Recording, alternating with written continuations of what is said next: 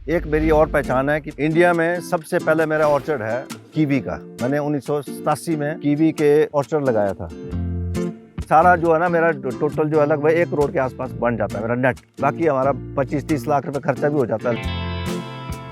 Full time job जो है वो मेरा अपने बाग बगीचों का काम है। कमर्शियली तो मेरे पास 3-4 किस्म के फ्रूट्स हैं। कीवी है, जापानी होता है, अनार है, लगभग 100 किस्म के फ्रूट्स मेरे पास हैं। जब मर्जी आप मेरे ऑर्चर्ड में आइए, आपको फ्रेश फ्रूट मिलेगा। ये भी मेरी एक पहचान है। लोगों को लगता है कि खेती बाड़ी है तो मतलब फार्मर होंगे, बेसिक से क्या ही कमाते होंगे, बट अगर आप उस चीज़ को शिद्दत से काम करो, जैसे ऑर्चर्ड्स वगैरह उस टाइम पे पापा ने लगाना स्टार्ट किया, तो मेहनत की, ज़ीरो से किस तरह से स्केल किया, किस तरह से अपना बिजनेस बढ़ाया, इस चीज़ को अगर हम आगे ले जाए तो इसमें बहुत ज़्यादा पोटेंशियल है। जैन इरिगेशन वालों का सबसे पहले मैंने ही ड्रिप लगाया यहाँ अपने एरिया में, बगीचे में। जापानी में भी लगाया, अनार में भी लगाया, कीवी में भी लगाया। ड्रिप इरिगेशन इसलिए लगाया क्योंकि पानी जो कम से कम लगता है इसमें। मैं न्यूज़ पोर्टल वालों का बहुत बहुत आभारी हूँ कि वो मेरे फार्म में आए। मैं आप सभी से गुजारिश करता हूँ कि आप लोग न्यूज़ पोर्टल को देखें, सब्सक्राइब भी करें, शेयर भी करें ज़्यादा से ज़्यादा। इनका मेन फोकस भी एग्रीकल्चर पर ही है।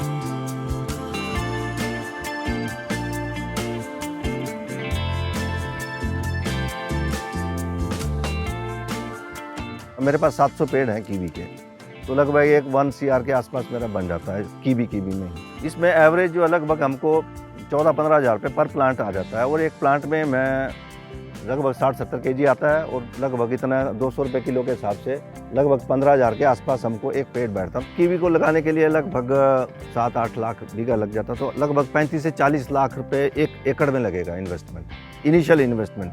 10 आदमी जो परमानेंट लगे रहते हैं। लोकल लेबर हमारे को अवेलेबल नहीं है, तो कोई झारखंड से आई हुई है, बिहार से आई है। बिल्कुल सही सुना है आपने। सिर्फ 700 पौधे और 1 करोड़ से ज्यादा की कमाई। किसानों को मालामाल करने वाले इस फल का नाम है कीवी। कीवी का एक स्वस्थ पौधा साल में 14 से 15 हजार रुपए के फल देता है। ये वही फल है जिसकी उन्नत बागवानी और मार्केटिंग कर हिमाचल प्रदेश के किसान दलजीत सिंह ने खुद का आलिशान फार्म हाउस और बगीचा बनाया है। कमर्शियली मेरे पास सबसे जो फर्स्ट में जिसके लिए मेरा सबसे ज़्यादा फोकस है वो है कीवी फ्रूट का। तो कीवी फ्रूट ऐसे भी बहुत कम लोग लगाते हैं। मैंने आज से 35 साल पहले जो है कीवी फ्रूट का काम शुरू किया था। 1987 में मैंने कीवी लगाया था सबसे पहले, इंडिया में सबसे पहले जो लगाया था। नंबर 2 अनार पर है, नंबर 3 मेरा इसमें जापानी फल में परसिमन है, और तीनों ही बहुत ही ज़्यादा वैल्यूएबल हैं। मतलब इनकी इसके अंदर प्रॉपर्टीज बहुत ज़्यादा अच्छे गुण हैं इनके। कीवी को एक मेडिसिनल फ्रूट माना जाता है, जिसका एक फल शहरों में 25 से 35 रुपए का बिकता है। पिछले कुछ वर्षों में कीवी की मांग तेजी से बढ़ी है। कृषि एवं किसान कल्याण मंत्रालय के अनुसार भारत में देश में करीब 5000 हेक्टेयर में कीवी की खेती होती है और 15 से 16 हजार मैट्रिक टन का उत्पादन होता है। वैसे तो अरुणाचल प्रदेश में सबसे ज्यादा कीवी की खेती होती है। इसके अलावा हिमाचल प्रदेश, सिक्किम, नागालैंड, जम्मू कश्मीर में भी हजारों किसान कीवी से लाखों रुपए कमा रहे हैं। कीवी भी मतलब मेडिसिनल पर्पस के लिए ही जाता है। जब डेंगू होता है तो डेंगू के लिए स्पेशली डॉक्टर्स प्रेस्क्राइब कर रहे हैं आजकल की कीवी खाइए, और निकलता भी हमारा उस वक्त सितंबर अक्टूबर में निकलता है, जिस वक्त डेंगू आया होता है इंडिया में। तो डेंगू के लिए सबसे बेस्ट जो प्लेटलेट्स को बढ़ाने के लिए कीवी निकलता है सितंबर अक्टूबर में। डेंगू भी उसी वक्त होता है, तो बहुत प्रीमियम रेट में बिकता है। हमारे पास जो आता है जो मेन ईरान का, वो थोड़ा लेट होता है, या फिर यूरोप से आता है तो वो और ज़्यादा लेट होता है, वो नवंबर में आता है। तो हमारा जो है बीच में पर्टिकुलर टाइम मिलता है, तो उसमें हमको रेट्स अच्छे मिल जाते हैं। रेट्स अबाउट हमको मतलब 200 रुपीज़ पर किलोग्राम होलसेल में यहीं पर मिल जाते हैं। वैसे तो मैं मार्केट करता हूँ, मतलब दिल्ली में भेजता हूँ सारा माल। तो कोई छोटा होता साइज़ वाइज जो छोटा है, कोई बड़ा है, तो बड़ा साइज़ तो 300 रुपये किलो भी बिकेगा, छोटा साइज़ 150 रुपये किलो बिकेगा। ऑन एन एवरेज 200 रुपये किलो के आसपास हमको मिल जाता है। हिमाचल प्रदेश में कुल्लू मनाली हाईवे पर भुंतर के पास रहने वाले दलजीत सिंह कई तरह के फलों की खेती करते हैं। वो बड़े पैमाने पर लहसुन की भी खेती करते हैं। मैथमेटिक्स से पोस्ट ग्रेजुएट दलजीत सिंह कहते हैं उन्होंने गणित की पढ़ाई का पूरा गुणा भाग खेती में लगाया है। इस वक्त हमारे जो सराउंडिंग है 5-6 किलोमीटर का एरिया है, ये अनार का ही माना जाता है। मतलब हमारे एरिया में लगभग 1000 किसान होंगे जिनका लगभग रेवेन्यू जो है साल का जो है लगभग 300 करोड़ के आसपास जो वो कमाते हैं। लेकिन अब मैंने अनार के ऊपर ध्यान मेरा कम है, क्योंकि अनार में स्प्रे बहुत ज़्यादा हो रही है, तो मैं नहीं चाहता हूँ कि लोग मतलब मेरा अनार खा करके बीमार हो जाएं। सब टेम्परेट जोन में आते हैं हम, ना ज़्यादा मतलब टेम्परेट में है, ना हम ट्रॉपिकल जोन में आते हैं। तो उसमें बहुत किस्म के फ्रूट्स लगते हैं। जैसे आजकल खुमानी चला हुआ है, उसके पश्चात जो हमारा 15 दिन के बाद वो नेक्ट्रिन शुरू हो जाएगा। नेक्ट्रिन के बाद हमारा ये आड़ू शुरू हो जाएगा, पीच।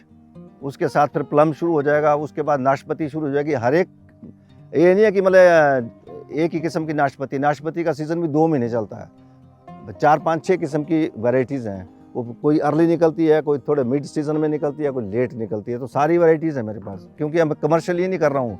खाने के लिए हमेशा अवेलेबल रहे मेरे पास फ्रूट, अपने आप खाने के लिए भी और जो मेहमान आ जाए तो उनको खिलाने के लिए भी।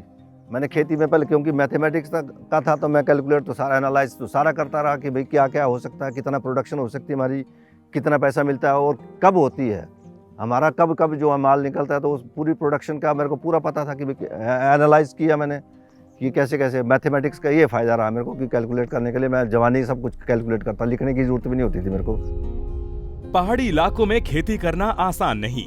यहाँ की जलवायु अगर कई फलों की खेती के अनुकूल है, तो ऊबड़ खाबड़ खेतों और बागों में सिंचाई की व्यवस्था करना उतना ही मुश्किल। हिमाचल में तो सिर्फ 20% जमीन ही सिंचित है। ऐसे में तकनीक के बिना खेती करना संभव नहीं। खेती में बगैर टेक्नोलॉजी के आप कुछ नहीं कर सकते, कुछ भी नहीं कर सकते। तो टेक्नोलॉजी बहुत ज़रूरी है। टेक्नोलॉजी में जैसे मैंने बताया आपको, जो ड्रिप इरिगेशन है, तो बगैर इरिगेशन के तो आप सोचना ही नहीं कि भी खेती करेंगे। अगर खेती करें तो सबसे पहले पानी चाहिए। जैन वालों का मुख्य योगदान तो खैर टिश्यू कल्चर का तो आ गया है, मेन उनका मुख्य फोकस था कि मतलब ड्रिप इरिगेशन पे। खेती में जो भी नया मेरे को सुनने के पश्चात कई लोगों में खेती करने की जागृति आती है कि मोटिवेशन होते हैं कि खेती करो खेती करो। लेकिन खेती करने के लिए सबसे पहला जो आपके पास ज़मीन जितनी मर्जी मतलब हो, 100 एकड़ भी हो, लेकिन पानी नहीं है तो मेरे हिसाब से ज़ीरो है। तो पानी कम से कम कैसे खपत करनी है। अगर पानी की स्कैर्सिटी है, कमी है, तो उस कमी को दूर करने के लिए ड्रिप इरिगेशन का प्रयोग करना है। तो जैन इरिगेशन वालों का सबसे पहला जो सबसे पहले मैंने ही ड्रिप लगाया है यहाँ अपने एरिया में, बगीचे में। जापानी में भी लगाया, अनार में भी लगाया और साथ में कीवी में भी लगाया, जो चलते हैं मेरे इसमें ड्रिप इरिगेशन पे ही है। तो ड्रिप इरिगेशन इसलिए लगाया क्योंकि पानी जो कम से कम लगता है इसमें। तो उनका भी मैं समझता हूँ कि बहुत योगदान रहा। कीवी की खेती का दायरा इसलिए भी ज्यादा बढ़ रहा है क्योंकि इसमें सेब जितनी मेहनत नहीं करनी पड़ती। इसके फल थोड़े खट्टे और मचान में पत्तों के नीचे रहते हैं, तो बंदर और दूसरे पशु पक्षी भी नुकसान नहीं पहुंचा पाते। दलजीत सिंह तो कहते हैं कि ये फल पूरी तरह प्राकृतिक होता है। एक बात मैं आपको बताना भूल गया, एक तो होता है जैसे ऑर्गेनिक का आजकल बात बहुत ज़्यादा चल रही है, ऑर्गेनिक मतलब हर एक चीज़ को हम जबरदस्ती ऑर्गेनिक कर रहे हैं। मैंने अपनी लाइफ में एक्सपीरियंस किया कि कुछ एक प्लांट्स हमारे ऐसे हैं जो नेचुरल ऑर्गेनिक है।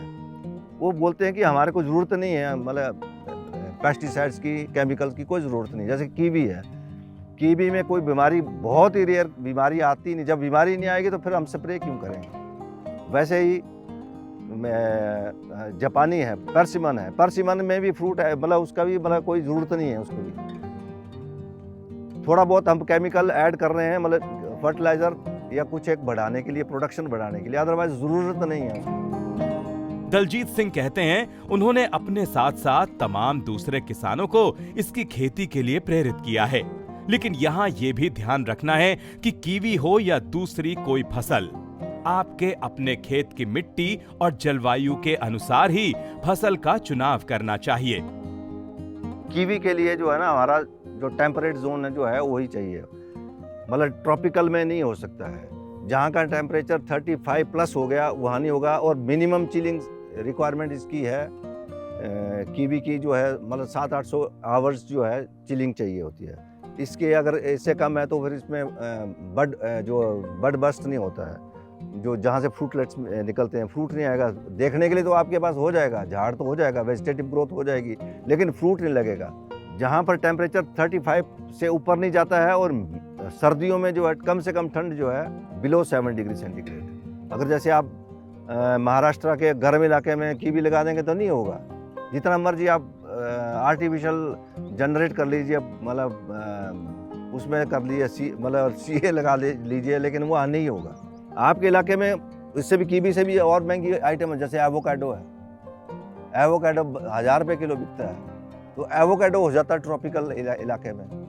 या ड्रैगन फ्रूट है, ड्रैगन फ्रूट भी बहुत महंगा बिकने वाला है। ड्रैगन फ्रूट भी आजकल गुजरात में बहुत ज़्यादा हो रहा है, तो उस इलाके के लिए मतलब वो वाले हैं। मतलब उसके बारे में स्टडी करिए कि आपके पर्टिकुलर इलाके में क्या चीज़ हो सकती है। ये सिर्फ ये नहीं कि कीवी के लिए, कीवी हमारे इलाके के लिए है, हिमाचल के लिए है। हिमाचल में भी कई किस्म की बेल्ट्स हैं, जैसे हमारे से यहाँ से 20 किलोमीटर वो लोअर बेल्ट आ जाती है, वहाँ नहीं होता कीवी। मंडी डिस्ट्रिक्ट में नहीं होता है, बिलासपुर डिस्ट्रिक्ट में नहीं होगा, ऊना में नहीं होगा। वो हॉट क्लाइमेट में आ जाते हैं, उनका गर्मियों में टेम्परेचर लगभग 40+ हो जाता है। तो 40+ में जो है इनके पत्ते झुलस जाते हैं, मतलब स्कॉर्चिंग हो जाती है। जैसे एक दिन की भी धूप लग जाएगी तो आपको एकदम से नज़र आ जाएगा कि पत्ते सारे सूख जाते हैं ऊपर से। पत्ते सूख गए तो फिर खत्म का सारा सिस्टम खत्म है। कीवी की खेती करना है तो इसके मेल और फीमेल पौधों की संख्या के अनुपात का ध्यान रखना बहुत जरूरी है। दलजीत सिंह बताते हैं कि इसके प्रत्येक 7 से 8 मादा पेड़ों के बीच कीवी के एक नर पौधे का होना बेहद जरूरी है। कीवी का नर पौधा मोटा और मजबूत होता है। इसमें सिर्फ फूल आते हैं। ये फूल परागण के लिए जरूरी हैं। कुल्लू और हिमाचल के दूसरे इलाकों में पिछले कुछ वर्षों में उन्नत पौध, टिश्यू कल्चर, माइक्रो इरिगेशन, नदियों से पानी लिफ्ट करने की तकनीक आदि ने बड़ा बदलाव किया है। दलजीत कहते हैं, पहले हिमाचल में पढ़े लिखे लोग खेती करना पसंद नहीं करते थे, लेकिन अब बड़ी बड़ी डिग्री और लाखों की नौकरी छोड़कर युवा खेती बागवानी में आगे आ रहे हैं। मैंने MSc लुधियाना शहर से की। लुधियाना बहुत ज़्यादा बड़ा उस वक्त इंडस्ट्रियल हब था। शुरू में मैंने 2-3 साल वहीं जॉब की। जॉब में मेरे को अच्छा पैसा मिलता था उधर उस वक्त। उस टाइम मतलब ये 1980 की बात है। मैं ट्यूशन से ही लगभग 20,000 रुपये महीने का कमा लेता था। उस वक्त मैं सारा कुछ छोड़ छाड़ करके मतलब खेती करने के लिए आ गया। मेरे को सभी लोग जो है ना बोलने लगे कि भाई मतलब पढ़ने लिखने के पश्चात खेती करने लग गए ये। तो मैंने क्विक एक्शन लिया, क्विक डिसीजन लिया कि मैंने खेती करनी है। तो मेरे को आस पड़ोस के जो मेरे बुजुर्ग थे, मेरे फादर, पेरेंट्स, ग्रैंड पेरेंट्स सब कहते थे तो पागल हो गया है, तो ये खेती कर रहा है। खेती क्योंकि अनपढ़ों का काम होता था उन दिनों। तो अभी तक भी अब जो है यूट्यूब्स वगैरह के माध्यम से बहुत बच्चे जो बीटेक करने के बाद या मतलब कई तो IAS करने के पश्चात भी अब खेती पर आ रहे हैं। दलजीत सिंह के परिवार में 3 बेटियां हैं, जिनको उन्होंने इसी बागवानी के दम पर डॉक्टर और इंजीनियर बनाया है। इतना ही नहीं, उनकी एक बेटी ही अब इस बागवानी की विरासत को आगे भी बढ़ा रही है। मेरे फैमिली में वाइफ है और मेरी 3 बेटियां हैं। लड़कियां हैं, मेरा लड़का कोई नहीं है, बेटा कोई नहीं है। तो मैंने लड़कियों को खूब पढ़ाया और अच्छी एजुकेशन दी। वो अच्छी कर रही हैं वो। तो लड़कियां जो हैं ज़्यादा सिंसियर भी हैं, लड़के खर्चीले भी होते हैं। लड़कियां पेरेंट्स का भी ख्याल रखती हैं। हाँ, एक लड़की बीटेक करने के पश्चात तो एक लड़की मेरी एक बेटी जो मेरी खेती पे लग गई है। मैं उसका अपनी विरासत जैसे होता ना भाई, अपनी विरासत देनी चाहिए। मेरे अंदर इतने ज़्यादा वो हैं सीक्रेट्स, उसको सीखने के लिए कोई ना कोई तो चाहिए आगे मेरा बढ़ाने के लिए। जब भी कोई कहते हैं कि आपके पापा ने इस चीज़ में इतनी उपलब्धि हासिल की है तो बहुत प्राउड फील होता है। और आई होप कि हम लोग भी उस विरासत को अच्छे से कवर कर पाए। तो आई होप हम तीनों मिल बांट के जो है अपने ऑर्चर्ड्स की देख रेख करें। इन फ्यूचर लोग ये ना कहें कि इनके घर में बेटियां हुई हैं तो बेटियां कुछ कर नहीं सकती। बेटियां कर सकती है, बहुत कुछ कर सकती है। दलजीत सिंह की बागवानी आपको कैसी लगी? वीडियो में कमेंट करके जरूर बताइए। तकनीक से तरक्की सीरीज का मकसद आपको ऐसे किसानों से मिलवाना है जिन्होंने खेती में नए प्रयोग, नई तकनीक का इस्तेमाल करके अपनी खेती को मुनाफे का सौदा बनाया है। अगर आप भी अपने खेतों में कुछ नया कर रहे हैं, खेती से जुड़ा कोई व्यवसाय कर रहे हैं, तो हमें भी बताएं। न्यूज़ पोर्टली की टीम एक दिन आपके खेत और बाग पर भी पहुंचेगी।